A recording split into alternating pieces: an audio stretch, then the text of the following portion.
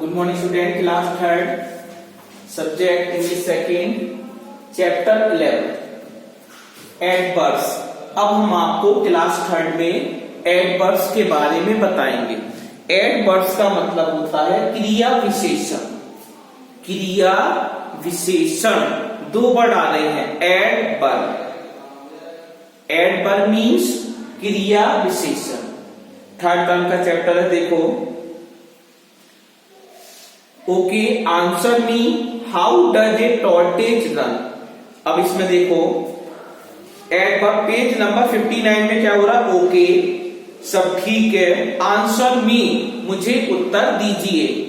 How does A tortoise run, किस प्रकार कछुआ चलता है। एक क्वेश्चन रखा गया है, how does A tortoise run, how does A tortoise run, ये हमारा क्वेश्चन है। How does A tortoise run, how किस प्रकार डज ए टॉर्टोइज, एक कछुआ रन चलता है। अब कछुआ कैसे चलता है, एवरीबॉडी नो, स्लोली, धीरे धीरे। अब इसमें देखो, when did your father go to Mumbai, when did your father, आपके पिता कब गए, गो टू मुंबई, मुंबई कब गए। वेयर इज द कैट, बिल्ली कहां पर है। अब तीनों इसमें there are 3 types of adverb, 3 प्रकार के क्रिया विशेषण होते हैं। एडवर्ब ऑफ मैनर, मैनर का मतलब होता है ढंग, तरीका, रीति, ये हमारा मैनर्स कहलाता है। एडवर्ब ऑफ मैनर, इसका मतलब ढंगवाचक क्रिया विशेषण या रीतिवाचक क्रिया विशेषण। Second, adverb of time, time का मतलब समय। इसमें क्या आएगा, समय बहुत ही निश्चित होता है, समयवाचक क्रिया विशेषण। सेकेंड टाइप है समयवाचक क्रिया विशेषण। अगला है एडवर्ब ऑफ प्लेस, प्लेस का मतलब होता है स्थान, स्थानवाचक क्रिया विशेषण। अब तीनों के हमने क्वेश्चन किया।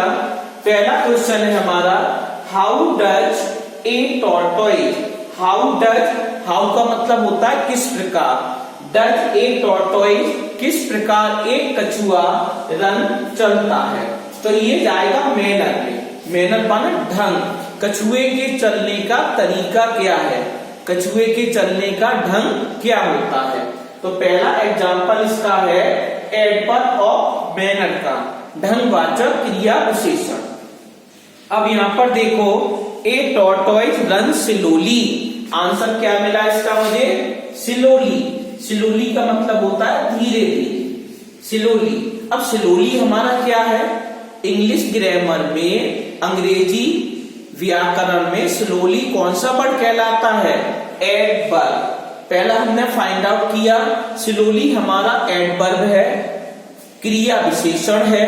अब किस प्रकार का क्रिया विशेषण है, अब यहां पर ये देखा जाएगा जो एडवर्ब है वह किस प्रकार का क्रिया विशेषण होता है।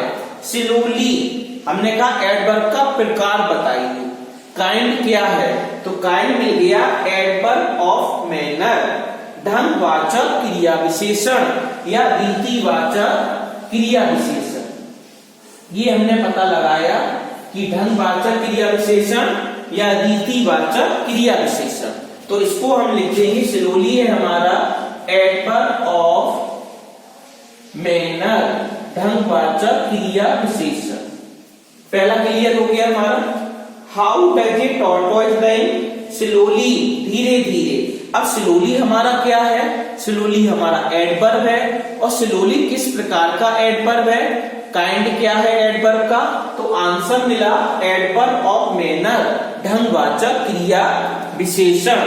ये हमारा इसका आंसर हो गया। अगला है हमारा सेकंड, एडवर्ब ऑफ टाइम, समयवाचक क्रिया विशेषण।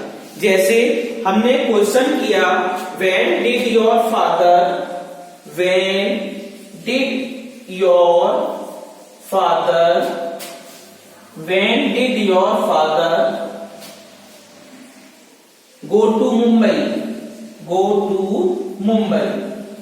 MUMBAI question mark. एक दूसरा हमारा एग्जाम्पल है, which example is related to adverb of time. यह उदाहरण एडवर्ब ऑफ टाइम से संबंध रखता है, समयवाचक क्रिया विशेषण से। कैसे? When did your father, when कब, when हमारा समय बताता है। when का जब प्रयोग करते हैं तो समय को आंसर में रखना बहुत कंपलसरी होता है, बहुत जरूरी होता है, इसलिए when हमारा टाइम को इंडिकेट करता है। when समय बताने के लिए एक अंग्रेजी ग्रामर में प्रयोग किया जाता है ये word when did your father, तुम्हारे पिता कब go to मुंबई, तुम्हारे पिता कब मुंबई गए। तो आंसर मिला यहां पर देखो, he went to Mumbai yesterday, एक वर्ड आ गया इसमें yesterday, YESTERDAY, ये हमारा आंसर हुआ yesterday। yesterday मीन्स कल, बीता हुआ कल हमारे पिता मुंबई गए। यस्टरडे, अब हमने कहा यस्टरडे क्या है। यस्टरडे वर्ड अंग्रेजी व्याकरण में क्या है, तो मुझे मालूम चला yesterday word adverb of time है। यस्टरडे क्या है? यस्टरडे पहला एडवर्ब है। यस्टरडे अंग्रेजी व्याकरण में क्या है? एडवर्ब। और किस प्रकार का एडवर्ब है? व्हाट काइंड ऑफ, किस प्रकार का है ये, तो मुझे मालूम चला समय बता रहा है, कल मेरे पिता मुंबई गए थे। समय बता रहा है, समय के लिए इसका काइंड लिख देंगे एडवर्ब ऑफ टाइम। यहां पर लिख देंगे एडवर्ब ऑफ टाइम, समयवाचक क्रिया विशेषण। कौन सा एडवर्ब हो गया हमारा?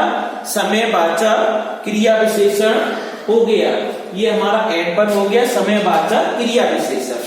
तो दूसरा प्रकार हमने आपको एक्सप्लेन कर दिया। अब तीसरा प्रकार क्या है देखो, थर्ड हमारा टाइप है एडवर्ब ऑफ प्लेस।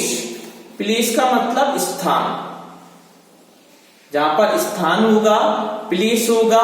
और स्थान के लिए अंग्रेजी व्याकरण में स्थान के लिए वेयर का प्रयोग किया जाता है। जहां वेयर वर्ड लिखा होगा तो हमें आंसर में स्थान वाला एक शब्द लाना पड़ता है। जैसे यहां पर हुआ था वेयर इज द कैट, बिल्ली कहां पर है।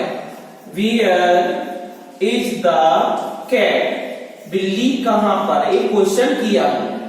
वेयर इज द कैट, अब वेयर वर्ड हमारा क्या है? प्रश्नवाचक शब्द है, इंटेरोगेटिव वर्ड है। अब वेयर का प्रयोग कहां करते हैं? आप लोग छोटे बच्चे हो, थर्ड क्लास के, ढंग से समझना। वेयर का प्रयोग जब किया जाता है जब स्थान आंसर में लिखा जाता है। वेयर का प्रयोग स्थान के लिए प्रयोग किया जाता है अंग्रेजी व्याकरण में। वेयर, अब क्वेश्चन हुआ वेयर इज द कैट, बिल्ली कहां है। वेयर मीन्स कहां, इज मीन्स है द कैट, बिल्ली। अब एक आंसर मिलता है आउटसाइड, एक आंसर मिला मुझे आउटसाइड। आउटसाइड का मतलब होता बाहर। बिल्ली कहां पर है? बाहर है, बाहर। अब आउटसाइड हमने आपसे पूछा, आउटसाइड हमारा अंग्रेजी व्याकरण में इंग्लिश ग्रामर में क्या वर्ड है? नाउन है, प्रोनाउन है, वर्ब है, एडजेक्टिव है, एडवर्ब है, प्रीपोजिशन है या कंजंक्शन है। तो आपने पता लगाया आउटसाइड हमारा एडवर्ब कहलाता है। आउटसाइड क्या है? एडवर्ब है। अब हमने पूछा आउटसाइड हमारा कैसा एडवर्ब है, प्रकार क्या है आउटसाइड का, तो मुझे मालूम चला जो आउटसाइड है वो एडवर्ब ऑफ प्लेस है, स्थानवाचक क्रिया विशेषण है हमारा। तो यहाँ पर काइंड हो जाएगा एडवर्ब ऑफ प्लेस। इस प्रकार हमारा ये चैप्टर यहाँ पर फिनिश हो गया।